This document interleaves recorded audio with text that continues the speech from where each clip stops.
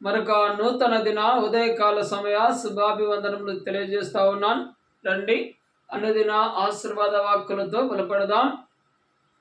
మన మూల వాక్యము హగ్గయి గ్రంథము 2వ అధ్యాయము 19వ వచనం. ఇది మొదలుకొని నేను మిమ్మును ఆశీర్వదించదను. రండి ఈ దిన ఆశీర్వాద వాక్యలకు వెళ్దాం. గమనించండి. ఆదికాండముల గ్రంథము 27వ అధ్యాయము 4వ వచనం. నేను చావక మునుపు నిన్ను నేను ఆశీర్వదించినట్లు నాకిష్టమైన రుచిగల భోజ్యములను సిద్ధపరిచి నేను తినుటకై నా యొద్దకు తెమ్మని చెప్పాను.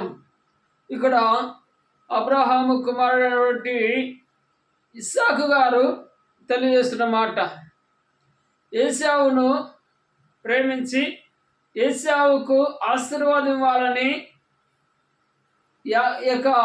ఇస్సాకుకు ఒక ప్రేరేపణ కలిగింది. మనం గమనించినట్లయితే పరిశుద్ధ గ్రంథములో పెద్దలు ఆశీర్వాదాలు వారి యొక్క తదనంతరము పిల్లలను ఆశీర్వదిస్తే ఆశీర్వాదములకు పాత్రలవుతారని ఈ యొక్క ప్రప్రథమంగా ఇస్సాకు ద్వారా మనం తెలుసుకోగలుగుతున్నాం. ఇస్సాకు వృద్ధాప్యమందు దేవుని ప్రేరేపణ కలిగి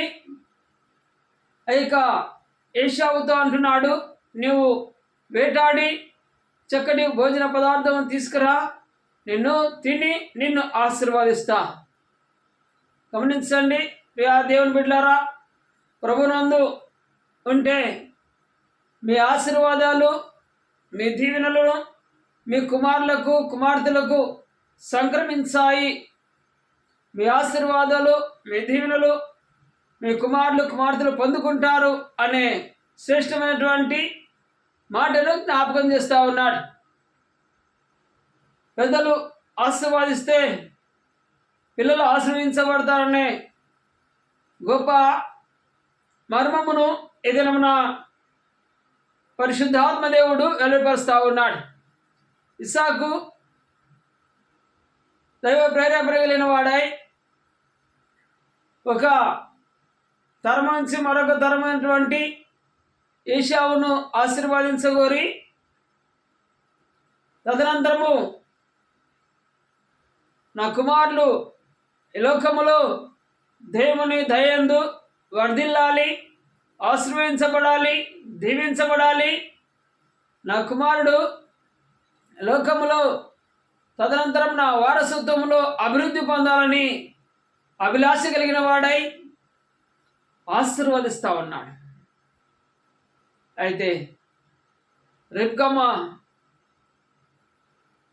ఆ ఆశీర్వాదము యాకోబునకు అనుగ్రహింపబడలాగున చేసిందిగా మనం చూస్తాం.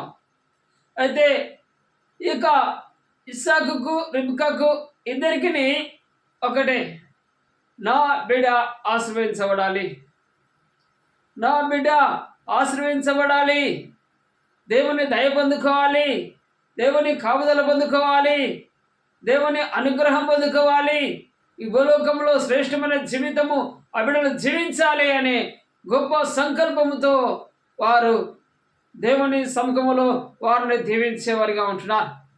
ఆ సహోదరి సహోదరులారా, చిన్నలైతే మీకు తెలియజేస్తున్న మాట, మీ పెద్దలు ఆశీర్వాదాలు మీకు అనుగ్రహించబడతాయని, ఆ ఆశీర్వాదాలను ఎన్నడూ త్రోసివేయకుండా స్వీకరించడానికి మీరు పాత్రలు కావాలని ఈ వాక్యము సెలవిస్తూ ఉంది.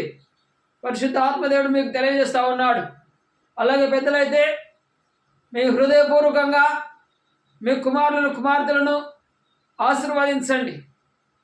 నిశ్చయముగా దేవుని సముఖములో ప్రభు పేరిట నీ కుమార్తెను కుమారులను అనుదిన ఆశీర్వాద వాక్కులతో వారిని బలపరచండి. అప్పుడు దేవుడు మీ నోట పలికినటువంటి ఆశీర్వాద వాక్కులు నిబిడలకు సంక్రమిస్తాయి. నిబిడలు వర్ధిల్లుతారు, నిబిడలు దీవింపబడతారు, నిబిడలకు నిధీలను ఆశీర్వాదములు నిశ్చయముగా దేవుడు అనుగ్రహించేవాడిగా ఉంటున్నాడు.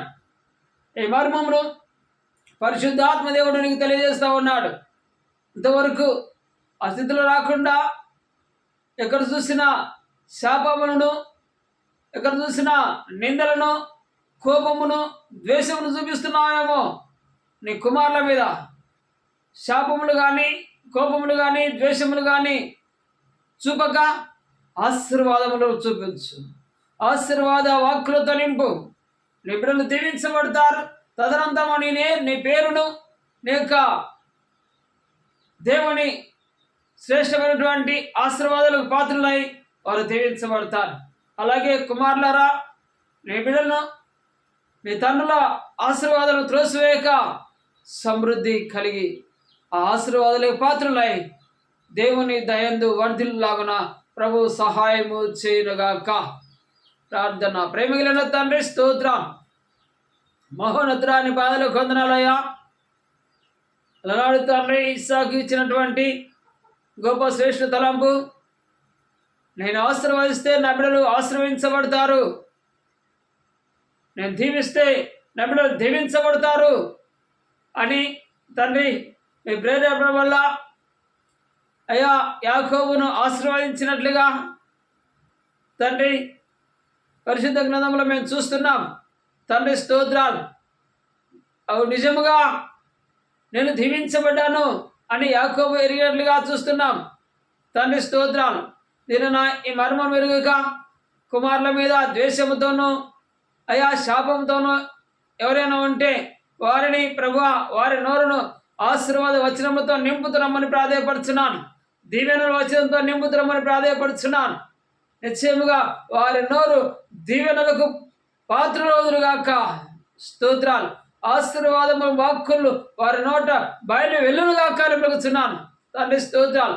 ఆ రీతిగా ప్రభువా చిన్న బిడ్డలు ప్రభువా వారి ఆశీర్వాదాలు, తల్లిదండ్రుల దీవెనలు అయా నిర్లక్ష్యపరుస్తున్నారేమో అట్టి బిడ్డలకు తండ్రి నిశ్చయముగా వారి తల్లిదండ్రుల వారి పెద్దల ఆశీర్వాదాలకు పాత్రలకు వారు శ్రేష్టమైన మనస్సు కలిగి ఆశీర్వాదాలకు పాత్రలుగా దయించమని ప్రాధేయపరుచున్నాను.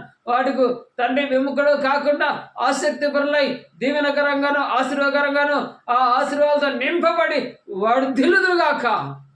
స్తోత్రం. యేసు క్రీస్తు నామమున వర్ధిల్లుదురుగాక. యేసు క్రీస్తు నామమున శాపవచనాలు తీసివేసి ఆశీర్వాద వచనాలు వారి నోట ఉద్భవించునుగాక. వ్యతిరేకమైనటువంటి తీసివేసి పెద్ద ఆశీర్వాదములు పాత్రలై వారు నిత్యము దేవుని అనుగ్రహంలో ఆశీర్వదించబడుదురుగాక. యేసు క్రీస్తు నామమున ఆశీర్వదించబడుదురుగాక అని పలుకుతున్నాను. తండ్రి స్తోత్రం. దేవునితో ఆశీర్వాదంతో నింపి బలపరిచి భద్రపరిచి స్థిరపరుస్తున్నామని ప్రాధేయపరచు. నీకే మహిమ ఘనత ప్రభావం అర్పిస్తూ యేసు పరిశుద్ధ నామమున ప్రార్థిస్తున్నాను పరమ తండ్రి.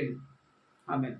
ప్రియ సహోదరి సహోదరులారా, అనుదిన ఆశీర్వాద వాక్కులతో బలపరిచిన నీవు ఈ యొక్క ఛానల్ను సబ్స్క్రైబ్ చేసుకోండి, లైక్ చేయండి. తప్పక సాధ్యమైతే మీకు ఇవి మీ జీవనంలోకి ఆశీర్వాదకరంగా ఉన్నాయని, అనేకులకు ఆశీర్వాదకరంగా ఉంటాయని మీరు తలస్తే మీ యొక్క శ్రేయోభిలాషులకు ఈ యొక్క